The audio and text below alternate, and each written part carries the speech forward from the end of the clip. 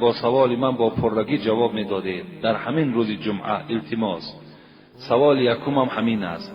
من نماز میخوانم و کتاب قرآن هم میخوانم، لیکن من سطر عورت تا حال نکردم. رویمال میده میبندم. این نمازهایم را خداوند قبول میکند یا نمیکند؟ دوم سوال، نماز را دراز خواندن ممکن است؟ یعنی با صلوات های بسیار خوانی. این را با ما فهمانید، چون که من همین خیل میخوانم. نماز چند قدر دراز خوانید تا قگزار باشید باز خوب میشود. چند قدر نمازهاتون دراز خوانید در حالتی که اگر تنها گزار باشید. یعنی نمازهایی را که ما میخوانیم که یعنی کمی میانه میخوانیم، نه سراسیمه میخوانیم. شخصانی که میخواهید وزن بگیره، یعنی که بزبله شوین، کچاک شوین، برای شما سمیونوان ارگینال شفافرما رو توصیه میدیم که از 9 تا 12 کیلوگرم وزن میدهد. برای دسترس کردن همه چیز ارگینال شما تنها از شفافرما پیدا کردن میتونید، چون که با باوری کامل این چیزا شما میگیرید. برای دسترس کردن رقم ها در شبکه پروفیل میشه یا اینکه در کامنتاریا وزن نویسید. دراز این به خاطر قوم است. چگونه که پیغمبر خدا میگوید اذا اما احدکم الناس فلیخفف، شما سبک ها رو، یعنی نمازهاتون را سبک خوانین، زیرا در بین شما آدمهای بیمار و آدمهای خردسال و آدمهای حاجتمند و کاردار که هستند، شما نمازهاتون را سبک خوانین. این برای امام ها هست. لیکن هر کدام شما اگر تنها گزار باشید، چند قدر نمازهاتون را دراز خوانید، همون قدر البته ثواب هست برای شما. لیکن سوال اولی که این خواهر کردن که نماز میخوانم لیکن ترک سطر میکنم، آیا نماز من در نزد خدا قبول میشود نمیشود؟ خداوند در سوره مائده آیت 27 میگوید انما یتقبل الله من المتقین. خداوند همه حالت عملهای آن کسانی را قبول میکنند که اگر از خدا میترسیدگی باشند. یعنی اگر این خواهر از خدا میترسیدگی باشد، نمازم در ذمه‌اش فرض است و رویمال انداختن و سطر کردن هم فرض است. چگونه که نمازم فرض است، سطرم فرض است. از این خاطر اگر کدام خواهری که از خدا میترسد، باید که در برابر نماز خواندنش باید که سطر داشته باشد. این حالت در نمازهای او در نزد خدا قدر و قیمت پیدا میکند. این حالت در این نمازها در نزد خدا قبول میشود. لیکن نماز خوانی و ترک سطر کنی، نماز خوانی و بی‌حیایی کنی، نماز خوانی و در تویها رقاصگی کنی. ولی یک دخترک قطعی صحبت شدیم، در یک جا ما رفتیم، بسیاری ها بودند، گفتم من نماز ما میخوانم لیکن همین معرکه ها در رقص میکنم. این چی میشیده باشد؟ اگر این گونه عمل ها داشته باشین، این نمازهای شما نماز نمیشود. این معلوم است که تو از خدا نمیترسی. زیرا خدا در قرآن میگوید ان الصلاة تنها عن الفحشاء والمنکر. نماز باید چنان نمازی باشد که صاحب خودش را از تمام کردارهای بد باز دارد. یعنی این نمازی که انسان از دزدی باز نمی دارد، از عرق نوشی باز نمی دارد، از زناکاری باز نمی دارد، این نماز نیست. گفتم ولی در نکاح ببینین، دستاتون راست کنین، پاتون راست کنین، هیچی دستات راست نکن. چهلی که برای تو موافق هم تا بشی. و چی بوده یک دستی ما دادرنی دستی ما گویا که نکاحی ویران شوه. این عقیده جاهلانه را پرتافتن در کاره که بس دیگر. از حساب ترسمان میترسیم، خاطر یک کس میبینیم ای فلانی ملال میشود، ملال دنیا و قیامت شود. این چی گپ از خودش آخر؟ آدما کدام مسئله های مهمی را حل دارن؟ تا حالی مردم گشت است یک دست در دست نمان، پاتینکا قدی برای در بالای کرپاچه مردک بشی، پاتینکا جا بگی دور ای تریزا پرتا بر روالسه. پاتینکا کی در کاره؟ اون مرده کرپاچه خریده، کرپاچه دخته، بهترین کرپاچه را تای پای داماد میاره، یا پاتینکای با کشینی خودش قدی در بالای کرپاچه باش بگیر دور پرتاش دادر عزیز. نیست اینا عقیده ما نیست، از اسلام ما نیست. اینا از دینمان است برادر عزیز. خوب می شود که این مسئله ها را ما و شما بسیار با دقت باشیم، زیرا اسلام ما و شما پاکیزه است. ان الله النظیف یحب النظافه. خدا خودش پاکیزه است، خودش تازه است، پاکیزه ها و تازه ها را دوست می دارد. امروز چگونه ای که بر شما وعده کردیم که خیلی سوال های زیاد نزد من منتظر جواب هستند و یک قسمت اونها باز در خانه باقی ماند، یک قسمت دیگرش که الحال در این یک ساعت جواب میگوییم. از همه شما خواهش میکنم که خیلی با دقتانه و این سوال های دادگی برادرهای ما و شما با دقت باشیم، انشاءالله ثواب جزیلی میگیریم. و جمعه آینده خدا خواسته باشد از فضیلت شوهر بالای زنها، که شوهرها بالای زنها چی فضیلت دارند، چه حقها دارند، چه حقوقها دارند، انشاءالله با شما جمعه آینده خبر میدهیم.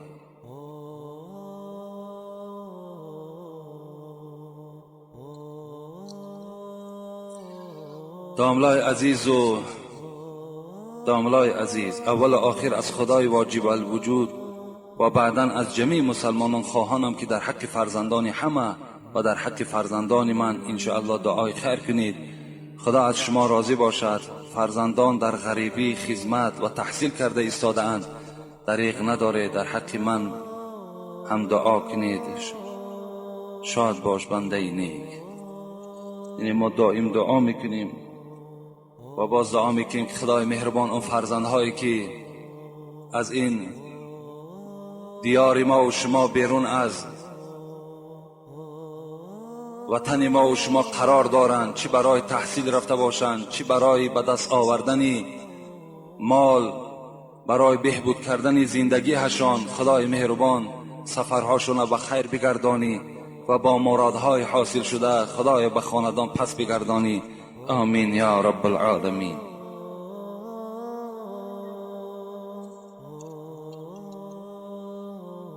السلام علیکم محترم حاجی مرزا. خداوند همیشه شما را نگاه دارد و زبان شما را همیشه گویا گرداند که ما از این پند و نصیحت های شما راه راست را یافتیم و از کارهای بد دور شدیم و با شرافت موعظه های شما بسیار کسان راه راست را یافتند و همه جوانان ناحیه ما مخلص شما شدند.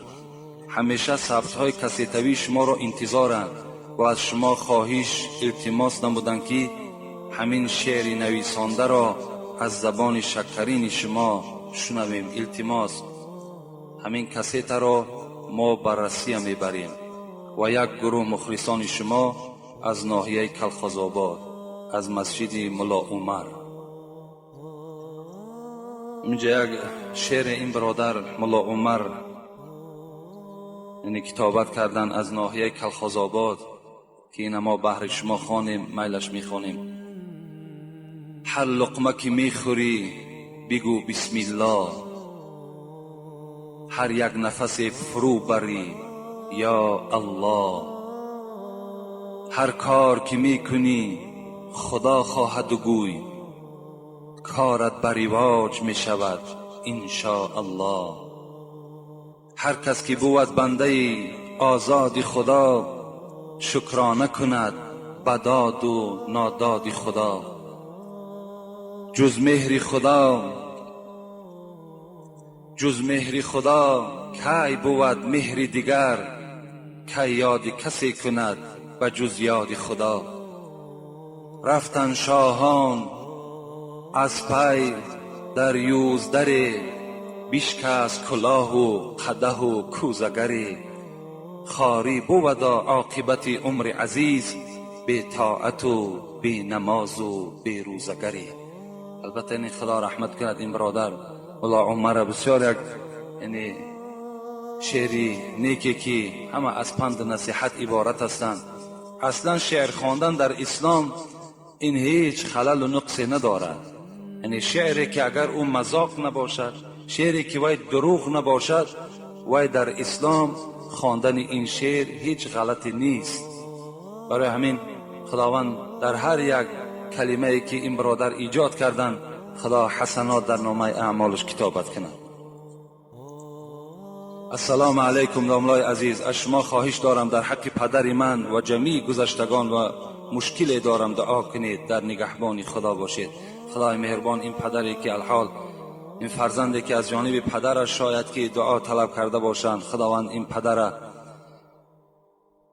هر مراد که داشته باشد حاصل بگرداند، اگر گذشته باشد خدا رحمت مغفرتش بگرداند و این مشکلاتی که این بنده تو دارد خدایا با فضل خودت اون مشکلات آسان بگردانی. آمین یا رب العالمین.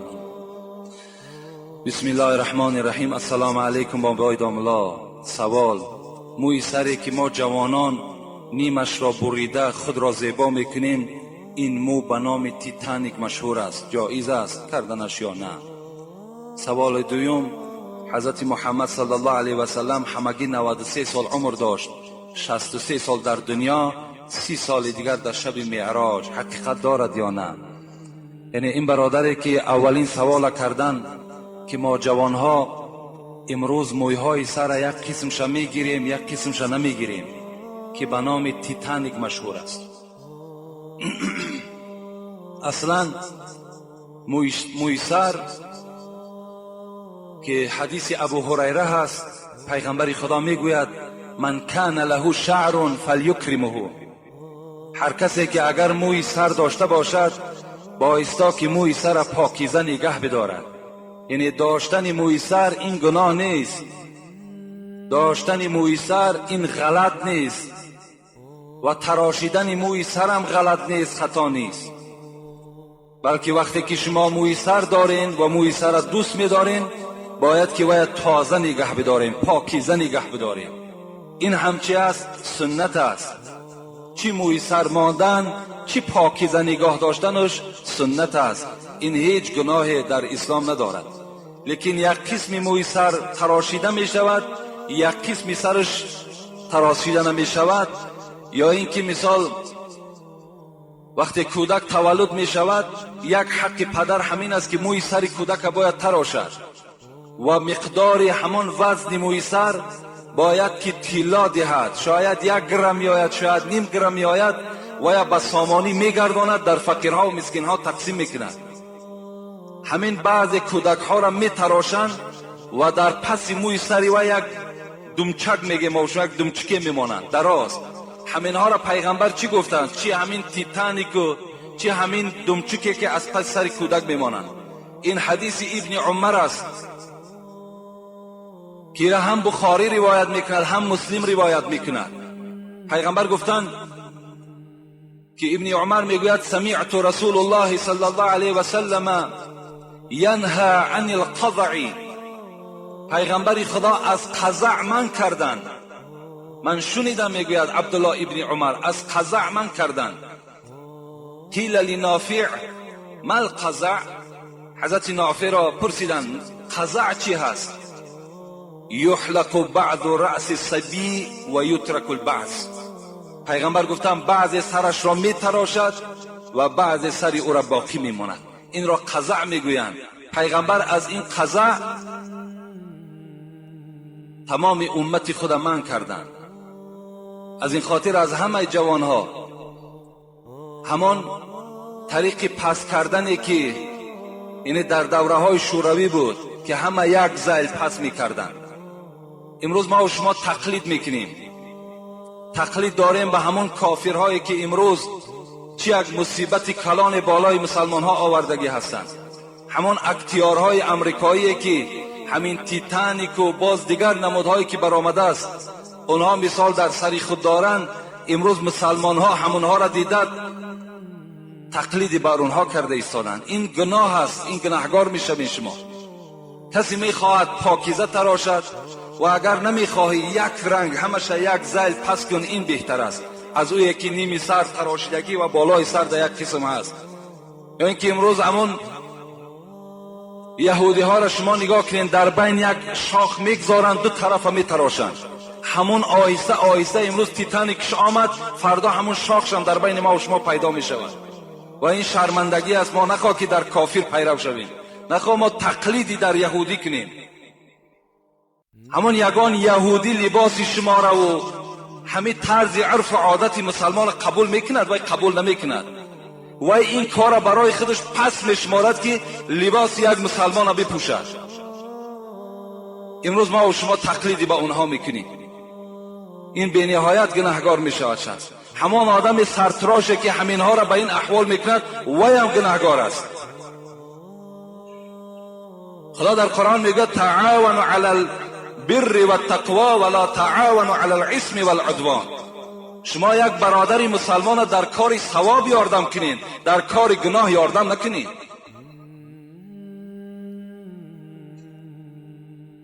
پریگ مخر آوردن دخترها ما کمی کرده بود که امروز بچه ها به این احوال زدن.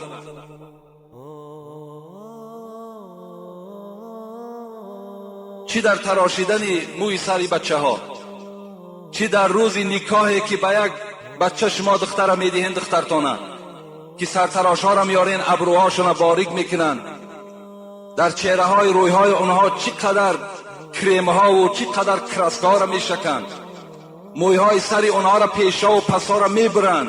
اینا دا پدر و مادر گناهکار هستند. اینا دا شما اهمیت دیه.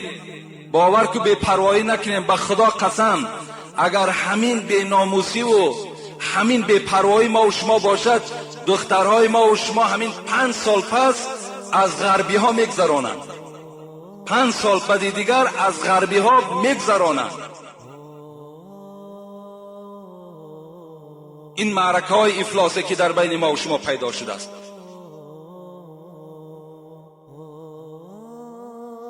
همه این در کلانترها البته گناهکار هستند. اگر پیش راه این کار نگیرن، بے پروایی کنن، غیرت اسلامیشان نشان ندهن، همش گناهکار میشویم. السلام علیکم داملای محترم. شیرین سخن از شما یک چیز را پرسیدنی هستم. آیا مایه گوساله را خوردن درست است یا نه؟ همین گوشت حلال ماندگی شما همیدون به هر یک آی قدر گوسفند خدا حلال کرده است، گاو حلال کرده است، مرغ حلال کرده است. این قدر نعمت حلال خدا ماندگی شما یک چیزهای را سوال میکنید. همین 3 بار شد میپرسد.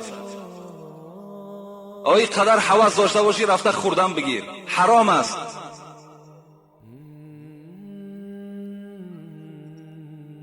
طبیعت آدم مسلمان نخواه که مایه گوساله و مایه بقه و دیگر خورد. این قدر مثال طبیعت مثال غلیظ و پلید است. شکر این قدر نعمتهای حلال خدا بسیار است گاهی از اونها استفاده کنید.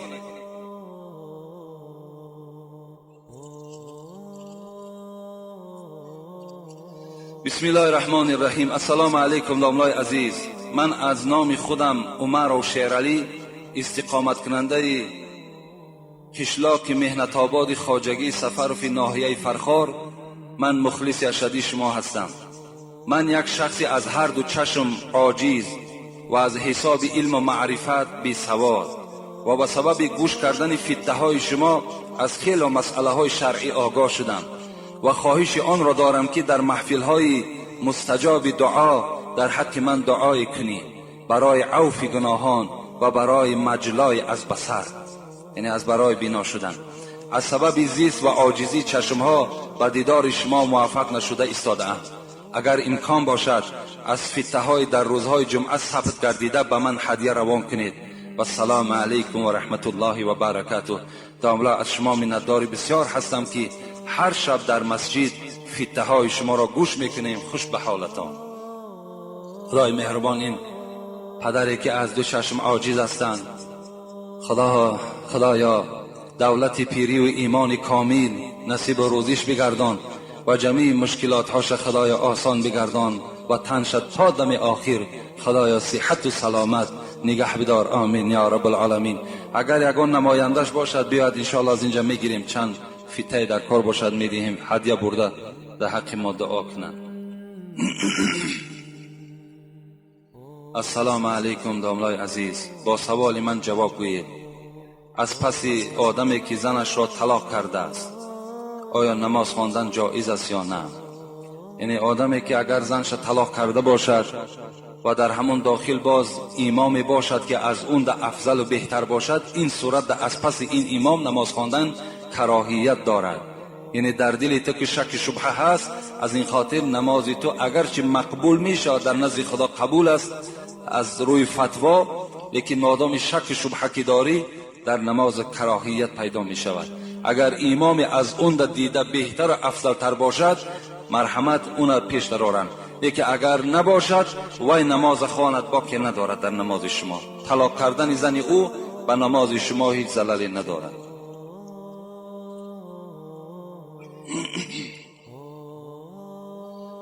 درود و رحمت خدا بر شما باد.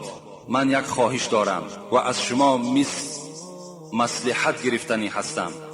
من در ماه ایول خانه‌دار می شوم و می خواهم که خداوند فرزند بر من دهد که او با شرم و با حیا و خدا ترس باشد. آیا این یگان راه دارد؟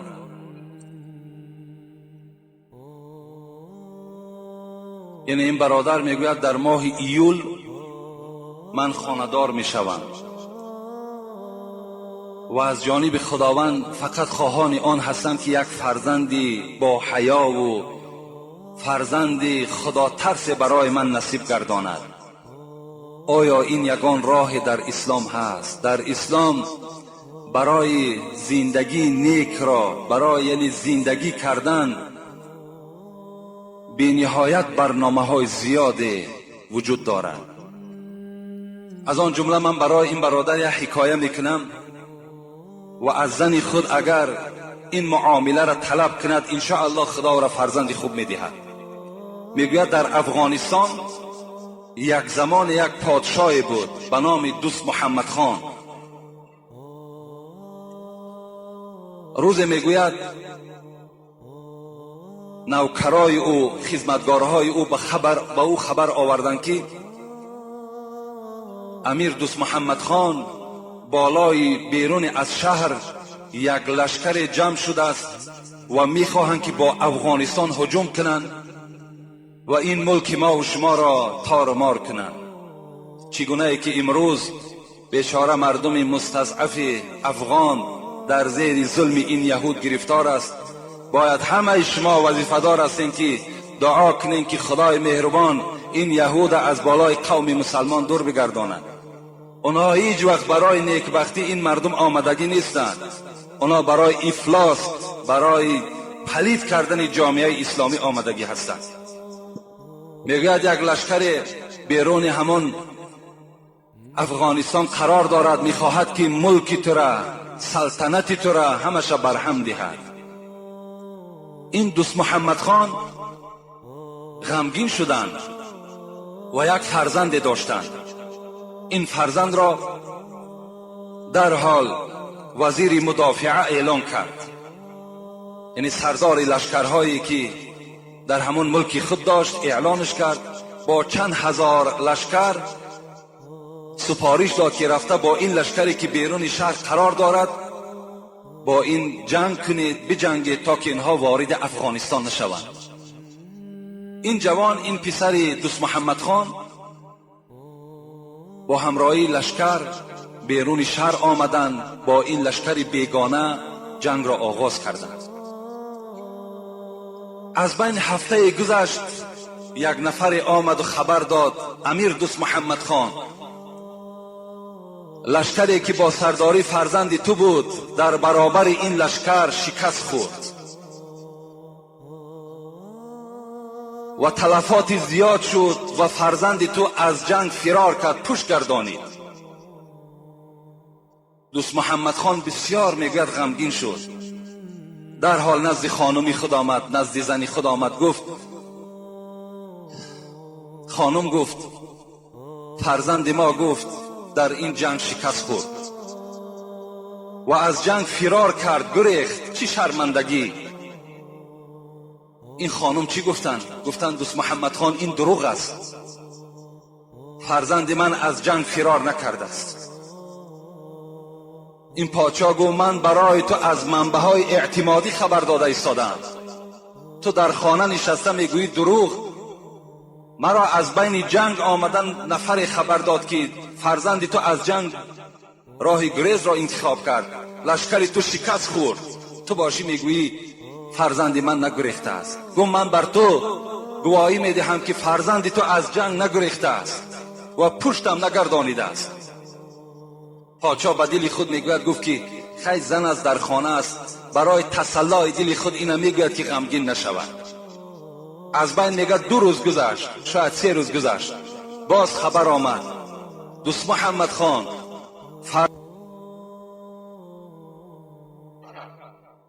و آن لشکر بیگانه را شکست داد. الحال این زمان یا زمان دیگر نزد تو فرزند تو حاضر می شود. دوست محمد خان چه خرسندی او را فرا گرفت، دوان نزد خانم خودش آمد. گفت خانم گفت فرزند ما در این جنگ غلبه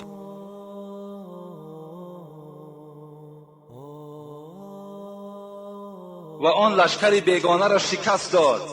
الحال این زمان یا زمان دیگر نزد تو فرزند تو حاضر می شود.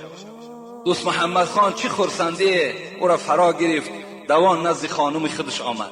گفت خانم گفت فرزند ما در این جنگ غلبه کرد، لشکر بیگانه را شکست داد. الحال منتظر وی هستیم، این زمان یا زمان دیگر در کاخ من، در قصر من داخل می شود. این زن خرسند شدند، مادرشان بودند و گفت من لیکن از یک سیر برای من آگاه کن. وقتی من بر تو خبر دادم که فرزند ما از جنگ گریخت، پشت گردانید، تو گفتی نه وی گریختگی نیست، وی فرار کردگی نیست. آیا این یگان حکمتی دارد؟ این زن یا برای تو گفت یگان الهام آمده است، یگان خواب دیدی؟ گفت نه، گفت الهام برای اولیاها هست، من زن پادشاه هستم، از کجا بر من الهام می آید؟ زاره کرد، تولا کرد که برای من آشکار کن، تا از کجا درک یافته که فرزند ما از جنگ نگریخته است؟ میگوید این خانم اول خودداری کرد، نگفت و بعدا گفت مادام این قدر تولا و زاره داری، من برای تو خبر میدهم. وقتی این فرزند در شکم من پیدا شد، من نزد خداوند عهد و پیمان کردم که پروردگارا 9 ماه من از خوراک حرام پشت بگردانم. من لقمه حرام نمیخورم، حتی لقمه مشکوکم نمیخورم. لقمه که ندانم که حلال است یا حرام، از وی هم اعتراض کردم، از وی هم پشت گردانیدم. زیرا میدانم که طلب الحلال فریضه علی کل مسلم، پیغمبر گفتند طلب کردن حلال بر همه مسلمان ها فرض است. کل جسد نبت من الحرام فالنار اولا به، هر جسدی که از حرام آب و تاب مییابد وی ارزنده دوزخ است. این زن میگوید من 9 ماه لقمه حرام نخوردم که تا که لقمه من بر خون مبدل می شود و این خون در جسد فرزند می درآید و تأثیر خود در این فرزند می رساند. البته اگر مادری که لقمه حرام خورد، وی لقمه به خون مبدل می شود، در جسد فرزند داخل می شود و لقمه حرام در جسد آدم مسلمان وقتی که داخل شد، وی چیکار میکند؟ 9 ماه اعتراض کردم، 9 ماه از لقمه حرام دور بودم و این فرزند به دنیا آمد. و این شوهر گفت میدانی که پشت گردانیدن در جنگ این بی نهایت امر قبیح هست، این بدبختی هست. اگر تو میگفتی که فرزند تو در این جنگ شهید شده است، من باور میکردم، لیکن پشت گردانیدن من باور نکردم، زیرا این من به لقمه حلال به وای رسانیدم. این فرزند از لقمه حلال وقتی که به دنیا آمده است و به لقمه حلال وقتی پرورش کردم، این شجاعت و دلیری همه در وجود این فرزند تسلیم شدگی بود. محمد طیب میگوید که در پایان همین قصه، وقتی که زن پادشاه وقتی که پرهیزکار شده توانیست، متقی شده توانیست، پس زن آدم عادی چگونه پرهیز کردن نمیتواند؟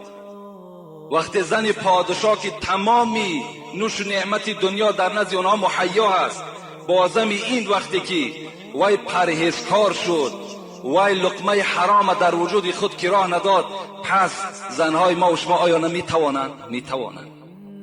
این برادری که از ما درخواست کردن اگر برای فرزند با حیا و خدا ترس اگر تو مقصد داشته باشی یگانه میتوانی که لقمه حرام بر خانت حاضر نکن و زنی خودم تعلیم ده که از هر لقمه های حرام استفاده نکند، انشاءالله فرزند سالم و صالح در خانه تو پیدا می شود. من یک منظره را هیچگاه فراموش نمیکنم. در یک کست ویدیویی که برای خنده ماندن اونم که یک منظره خنده آور بود و هم مصیبت آور بود، من همون هیچگاه فراموش نمیکنم. وقتی زنی را دیدم حامله‌دار بود، در همون کسیت حامله‌دار بود و همان شکمش آشکارا نمایان بود. یک معرکه هست، بچنان رقص دارد، حامله است، ممکن که همین روزهای نزدیک باید تولد کند، لیکن به نهایت همون معرکه رقص همون آباد گرفته است، رقص دارد. وقتی زنی که در حالت حامله با این عملهای درشت ناخوب وقتی دست میزند، فرزند او چگونه فرزند میشود؟ اگر وای دختر تولد کند چی بچه تولد میسی خودش یک رقاصه است، این چی دیگر؟ وای دیگر یگان فایده نه در اسلام و نه در جامعه نمیاره. اگر زنهای ما و شما در حالت همون فرزندها در شکمشان بدن پرهیزکار باشند، با نماز باشند، خدا ترس باشند، انشاءالله از اون فرزند ما و شما در آخر یک برکت میابیم. و الا اگر بیراه باشند، غیبتگر باشند، کوچگر باشند، از اون دیگر تو فرزندی خوب طلب نکن که زن به منزله زمین است.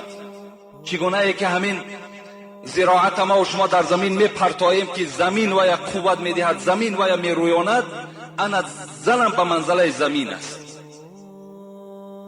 السلام علیکم حضرت دامولا، درباره همین مرده‌شویی هایی که در معرکه ها از کمبودی شخصان مرده شده سخن میگویند، سیری آنها را آشکار میگویند، چیزی میگفتید؟ یعنی یک برادر از ما درخواست کردند که بعضی مرده‌شویی هست که مرده را میشویند و آن کمبودی هایی که در همون مرده هست در بین مردم آشکارش میکنند که بدن وی این گونه هست، بدن وی این گونه هست. آیا پیغمبر در حق اینها چی گفته است؟